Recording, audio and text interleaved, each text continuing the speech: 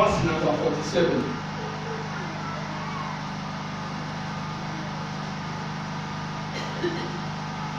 Maandiko inasema, now in the 7 plentiful years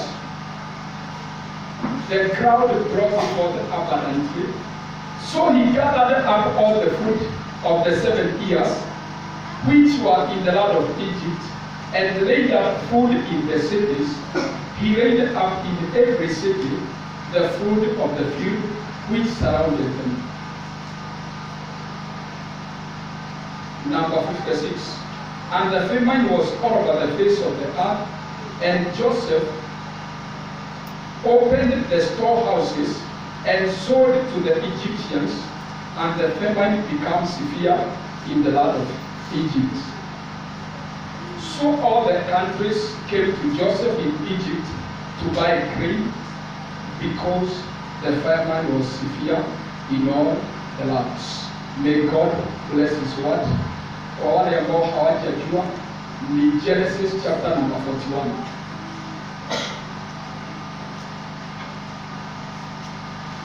Nimekosa kuambia kimakusudi ndio tuweze kujifundisha kulielewa neno la Mungu na mahali hapa. Maandiko inasema ya kwamba wakati wa Joseph na wakati ambapo alikuwa amechaguliwa ili akaweze kuleta ama kutafsiri ndoto, alitafsiri ndoto, na wakati alitafsiri akasema ya kwamba ile ndoto mbili ya Farao, akasema ni inamaanisha miaka 7 ya shibe na miaka 7 ya njaa.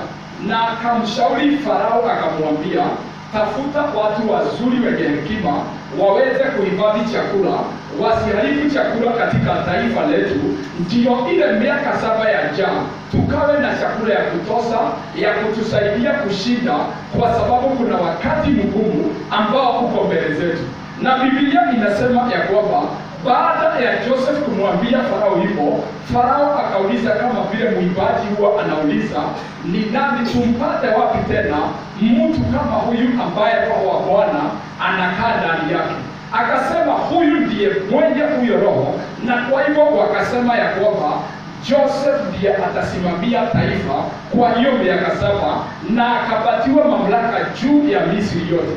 Biblia inasema ya kwamba Joseph alishauri watu wasikule chakula wakiharibu, na kwa hivyo akatafuta miji mingi na akatafuta maghala mengi, akawa anahifadhi chakula kwa hiyo miaka 7. Na Biblia inasema baada ya hiyo miaka 7 kukaanza tena kipindi kingine cha njaa. Kile ambacho nataka watu wa Mungu mkajue siku ya leo ni kwamba maandiko inasema ya kwamba Joseph aliweza kugawa hizo chakula, na watu wa dunia mzima wakawa wanaenda kule Misri, akaweza kudulisha dunia mzima kwa sababu ya chakula ambacho alikusanya wakati wa shibe. Neno la Mungu ambalo nimekuja nalo ni kwamba katika maisha yetu watu wa Mungu, nataka ukaweze kujua ya kwamba kuna kuanzisha kazi na pia kuna kukamilisha. Wakati Joseph alipopatiwa kazi ya kusimamia chakula cha dunia mzima, alianza hiyo kazi nzuri na akaifanya na bidii yote, akaifanya na hekima yote, and for the next 7 years he was able to feed all the world. Praise God. Amen. Na hakuwalisha mwaka mmoja ama miaka 2 ama 3, aliwalisha for the next 7 years, mpaka wakati mwingine wa mavuno ulipofika. Mtu wa Mungu, siku ya leo niko na hili neno ambalo Bwana aliweka katika maisha yangu, ya kwamba nyakati ambazo tuko nazo kuna wajibu na kuna kazi Mungu angetaka tukaweze kufanya. Kama unaweza kunisikiliza na kama unaweza kupokea hii, maandiko inaambia watu wa Mungu ya kwamba tumefika mahali ambapo mtumishi wa Mungu Paul alisema ya kwamba we should redeem time for the days are evil. Praise God. Amen. Si wakati wa watu wa Mungu kulala, si wakati wa watu wa Mungu kwenda kupiga story, sio wakati wa watu wa Mungu kusema ya kwamba wakati bado, ama kusema kusema wakati huko, maandiko inatuambia ya kwamba let us enter into serious business. Praise God. It is a wake up call for the people of God that we should enter into serious business. Let us not waste time anymore. Let us not be busy doing nothing.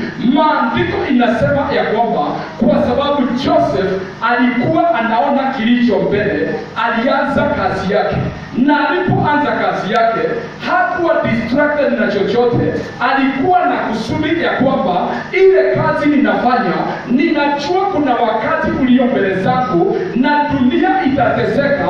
Akakusudia ya kwamba I will do all that I can ili niweze kuokoa watu. Akafanya kazi yake kwa bidii, na maandiko inasema ya kwamba wakati wa shibe alifanya tu kazi ya kukusanya. Praise God. Alifanya kazi ya kukusanya, hata kama walikuwa wanakula chakula ambacho wanahitaji, alifanya kazi ya kukusanya. I want to challenge you, man and woman of God. Fanya kazi ya kukula na pia ya kukusanya. Make sure ya kwamba you have a storehouse of prayers. Bwana sifiwe.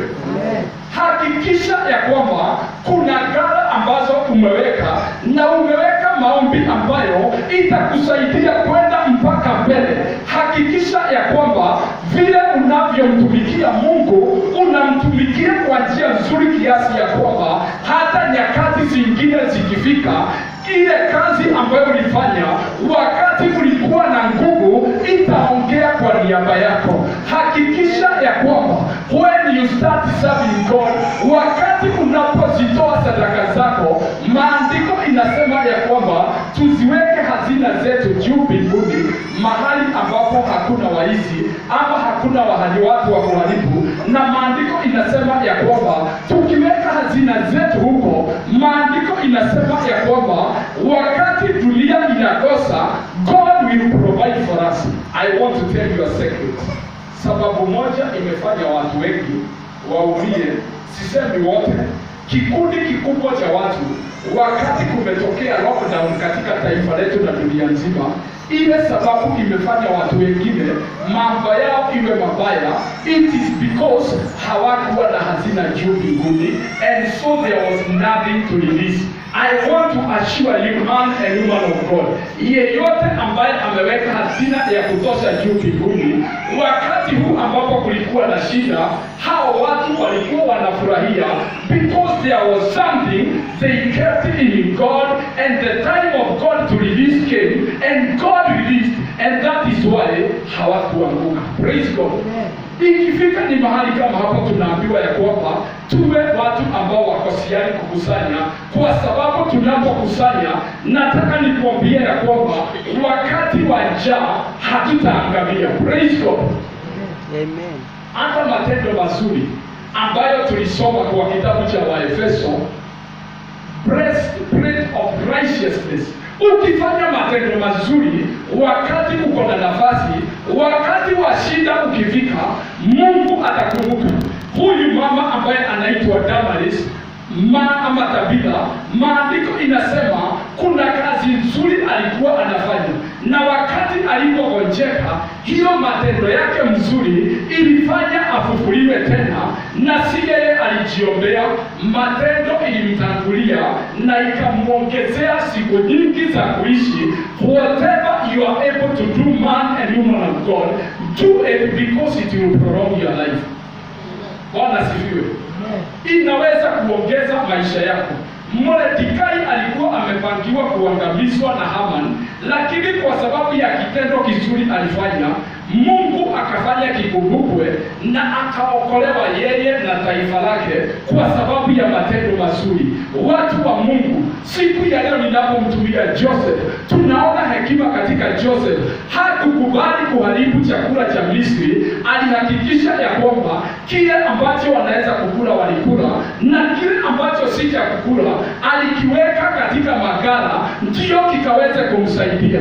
Mungu wakati ambapo tuko nao anatafuta watenda kazi pamoja na Kristo. Amen. Praise God. Amen. Mungu anatafuta watu ambao wanaitwa workers. sio watu wa kukura. Mungu anatafuta watendakazi pamoja na Kristo, mtu ambaye atalia pamoja na Kristo, mtu ambaye atatumika na Kristo kufanya kazi yake duniani. Na maandiko inaniambia ya kwamba siri ya kushinda mambo iliyo mbele zetu ni kumtazama Yesu ambaye ndiye mwanzilishi na mkamilishaji wa imani yetu. Watu wa Mungu, I want to tell you as a man who knows the ways of God, I want to assure you ya kwamba, let me disappoint you, musitarajie mambo mazuri yoyote mbeleni. In the future, hata kuna magonjwa mengine makali kuliko haya yanakuja. Praise God. Amen. In the future, kuna shida aina nyingi ambazo Biblia imesema ziko mbele yetu, but there is hope. Praise God. Amen. Na tumaini ambalo liko ni kwamba kwa watu ambao wanamjua Mungu, katikati ya hii shida zote na hii mambo yote ambayo inakuja duniani, if you are strong in the Lord and in the power of his might, you will be able to stand. Amen. Bwana sifiwe. Amen. Tutaona mambo ikitendeka, na Biblia inasema 1000 wataanguka pande moja na 10,000 waanguke upande huu mwingine. Utaona tu kwa macho yako, lakini hakuna ubaya utakaribia. Amen. Praise the Lord. Amen. Kwa sababu this is what is going to happen in the world. Nataka niambie watu wa Mungu siku ya leo ya kwamba nikimtumia Joseph aliweza kukusanya chakula ya kutosha ya kusukuma watu wakatoboa miaka 7 ya njaa. Don't waste your time any longer. Nisaidie tu kuambia mwenzako usiharibu wakati tena. Praise God. Ambia mwenzako huyo mwingine usiharibu wakati tena. Maandiko inasema ya kwamba Joseph kwa sababu alimjua Mungu na alimuogopa Mungu, alifanya kazi yake na hii kazi ilimpeleka mbali. I want to tell you, kuna mambo huwa inatokea kwa maisha ya mtu na tukiona imemshinda, tunajua ya kwamba katika store yake hakuwa na chakula cha kutosha cha kumsaidia kushinda. If you don't want to be one of those people ambao watachekelewa, ambao watadhihakiwa kwa kuanzisha jambo na hawakukamilisha, nataka nikuambie mtu wa Mungu, you must to put on the whole armor of God, mpaka uwe tayari kufanya kazi ya Mungu, mpaka ukae kama vile Mungu amesema. Na ukikaa hivyo, nataka nikuambie ya kwamba utapitia dunia, utapitia changamoto ambazo ziko duniani, lakini nataka nikuambie ya kwamba hautawahi shindwa katika jina la Yesu. Amen. Praise God. Amen. Ni vizuri kuangalia ile furaha imewekwa mbele zako, na kwa sababu ya hiyo furaha ukaweza kuikimbia mbio yako, na ukiwa na furaha na ukijua ya kwamba I will not be distracted. As I finish, watu wa Mungu, I just want to tell the church ya kwamba kuna mambo inaenda kutendeka. Prophetic scenes are going to be revealed. Praise God. Amen. Yesu alisema ya kwamba kuna mambo ambayo atatendea watu wake wakati huu. Sema tu amen. Amen. Kuna ahadi ambazo Kristo aliahidi na akasema dunia na mbingu hazitaisha mpaka kila neno lake litimie. Na kusema kila neno lake ni kusema neno lolote ambalo ni nzuri ama mbaya. Ni baya ukiwa mbaya, lakini kila neno nzuri ambalo Mungu aliahidi litakutendekea kwa sababu umekaa ukimtazama Kristo until now. Kuna miujiza iliyo mbele za watu wa Mungu. Kuna ushindi ulio mbele za watu wa Mungu. Kuna breakthrough zilizo mbele za watu wa Mungu. Kuna uponyaji wa kimiujiza ulio mbele za watu wa Mungu. Kuna hata manyumba, kuna magari, na zaidi ya yote kuna uzima wa milele ambao umewekwa mbele zetu. Kazi yetu ni kukimbia hizi mbio, na ukiona kitu kinakuja kukuondoa katika focus yako, ni lazima ukishinde, and that is why you must be strong in the Lord. Mungu anainua jeshi lake. Lile jeshi Mungu anaijua ni lile jeshi ambalo halijui kushindwa ni nini, linajua tu kushinda. Hata ukikuta hali gani, unafaa kushinda. Praise the Lord. Amen. Wakati nilikuwa ninaomba Mungu hili ombi nikiwaombea, nilikuwa ninamuomba Mungu, Bwana, naomba utupe kitu inaitwa overcoming faith, imani ambayo huwa inashinda changamoto zozote. Kuna mahali watu hufika na wanasema siwezi pita hapo. It is my prayer to God ya kwamba ukifika hapo utasema hapa mimi nitakuwa. Amen. Hautafika huo mlima nilikuambia nusu na useme nimeshindwa hapa. May God give you the power and the grace to overcome every challenge in this life. Wewe ambaye uko hapa na kuna changamoto ambayo unaona, nataka nikuambie keep believing, because God has not finished the good work he has promised. Ataikamilisha. Hata kama wewe ni mgonjwa, hakikisha ya kwamba usizoe huo ugonjwa, amini Mungu unapona. Hata kama uko ndani ya shida na umekaa ndani ya hiyo shida, usizoe, sema ya kwamba I am coming out. Praise God. Amen. Hata kama wewe ni wale ambao nilisema unaitwa single mom ama unaitwa majina mengine, nataka usikwame hapo. Amini Mungu ya kwamba hata kama nilianguka, I will rise up again and I will continue running my race. Si kuna watu huanguka na anaamka na anashinda. Praise God. Hata kama ulianguka mahali, nataka nikuambie, don't give up. Rise up again and start running, looking unto Jesus, the author and the finisher of your faith. May God give you victory in every field of your life. God bless you and God sustain you. God protect you from all evils, and God give you victory. May you be more than a conqueror through the name of Jesus Christ. God bless you so much. Tumekuja kutamatisha neno la siku ya leo. Nataka kabla sijaombea mahitaji, labda uko hapo siku ya leo na haujamkaribisha Yesu akawe mwanzilishi wa imani yako, ndio akaweze kukamilisha, nataka nikupatie huu mwaliko. You can accept Christ in your life. Na umuite katika maisha yako, umwambie, nimejiongoza, nimejitawala muda mrefu, lakini siku ya leo Bwana nakuita, anza kazi njema katika maisha yangu ambayo nitakuamini mpaka ukamilishe.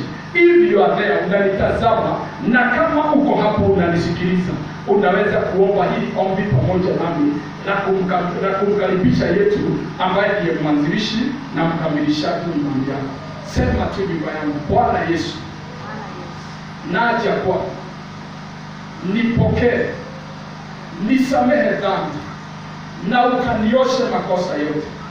Kutoka siku ya leo ninakualika, ingia ndani ya moyo wangu, fanyika kuwa Bwana na Mwokozi wa maisha yangu. Maisha yangu nimeitoa kwako, niongoze siku ambazo zimesalia za maisha yangu. Nipe nguvu ya kushinda dunia, nami nitakutukuza na nitakuabudu milele. Kwa jina lako kwa Yesu Kristo nimeomba na nimeamini. Amen. Kama umeliomba hilo ombi, Bwana ni Mungu wako na atakupa ushindi katika jina la Yesu. Nataka tukaweza kusimama mbele za Bwana siku ya leo. Nataka nimwamini Mungu ili akaweze kuwatembelea na akaweze kukamilisha kila kazi njema ambayo ameanza katika maisha yetu.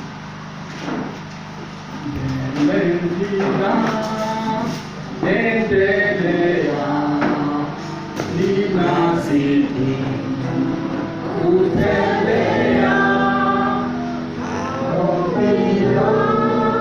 yasikie, Bwana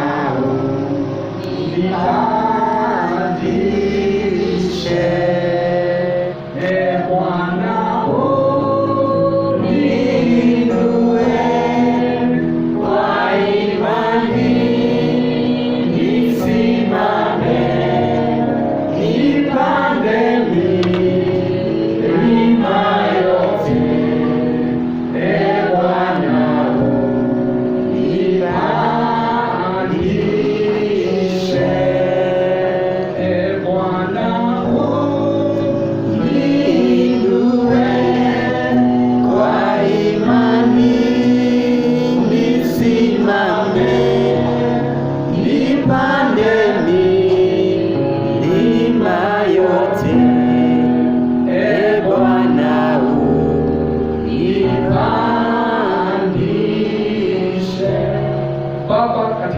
jina kuu la Yesu Kristo ninakushukuru na ninakubariki Bwana. Adhuhuri ya leo naomba kwa ajili ya wapendwa wote ambao Bwana wameshiriki katika hili neno la neema, na ninakuamini katika safari yetu ya imani Bwana, tukiwa hapa duniani tukitarajia kuishi nawe milele na milele, tunapokuja kwako katika furaha yako Mungu Baba, katika maisha ambayo tuko nayo, katika masomo yetu, katika ndoa zetu, Mungu wetu, tunakuamini katika maisha yetu ambayo Mungu umetufungulia milango ili finances. Baba, tunakuamini katika miradi yote ambayo tuko nayo ukaweze kutukumbuka Mungu. Ninakuamini kwa jina kuu la Yesu Kristo ambaye tunatazama kila jambo jema ambalo umeanzisha katika ya maisha ya watu wako Bwana. Tunapokuamini tuwezeshe kushinda, tuwezeshe kupanda milima yote na tukaweze kushinda katika jina la Yesu zile nguvu, zile falme na nguvu za giza na watawala wa giza ambao kuzuia watu hawatatushinda, hawatatuzuia. Ninaziangusha hizo falme, hizo nguvu, hiyo mamlaka ya shetani ambayo hupinga na kuzuia watu wa Mungu. Naiangusha na ninaikemea ikaondoke juu ya watu wako, ikaondoke kazini mwao, ikaondoke kwa ndoa zao, ikaondoke katika finances zao, ikaondoke katika miradi walio nao, ikaondoke kwa watoto wao, ikaondoke kwa afya zao. Kila jambo ambalo ni la watu wako ambao ni urithi wao kutoka kwako Bwana, ninakuamini, ziachilie nguvu, achilia uwezo Bwana, kamilisha kazi njema katika maisha yao. Nakemea magonjwa, nakemea maradhi, nakemea kila aina ya ulema ukaondoke kwa maisha ya watu wako. Nakemea umasikini na ufukara, ninakemea maroho ya divorce, ninakemea maroho ya separation, ninakemea maroho ya rebellion ikaondoke kwa watoto wetu. Ninakemea maroho ya kushindwa, kila roho ya kushindwa na kila roho ambayo hulemea watu haitawashinda watu wako. Ninaziachilia nguvu Bwana, na kuamini ushindi wako ukashuka kwa maisha ya watu wao. Kuza watu wako sasa Mungu, hudumia watu wako, okoa watu wako, komboa watu wako, walinde watu wako Baba. Hata accidents na magonjwa ya uzeeni tumeikataa kwa watu wako katika jina la Yesu. Jehova, tunakuamini, onekana katika taifa letu la Kenya. Halitashindwa na uovu, halitashindwa na shetani. Nguvu zote ambazo hushinda mataifa hazina nguvu, hazina uwezo juu ya taifa letu, tumeziondoa na kuzikemea zikashindwe katika jina la Yesu. Kwa jamii zetu Mungu, tunakuamini ya kwamba hatutakuwa vile ambavyo shetani yamepanga. Tunaita jina lako, tunakualika Yesu, ingilia katika familia zetu, anza kazi mpya Bwana. Tunaondoa laana zote kutoka kwa madhabahu ya kishetani ambazo zimekuwa zikizuia watu wa familia zetu wasifanikiwe, wasiendelee, wasiolewe, wasisome na wasiishi maisha ya ushindi. Tunakemea hizo kazi na hizo nguvu zote za adui Bwana. Tunakataa kushindwa, tunakuamini tukashinde, kwa sababu Kristo ulishinda. Kwa jina lako tumeomba na tumeamini Yesu Kristo. Kila mtu akaseme amen. Bwana awabariki na awapende. Hii namba ambayo ninaenda kuhitaji hapa, unaweza kuitumia kutuma your prayer request, unaweza kuitumia hata kusema umeokoka, na pia unaweza kuitumia kuibariki kazi ya Mungu. 0710 789 480. God bless you and see you another day.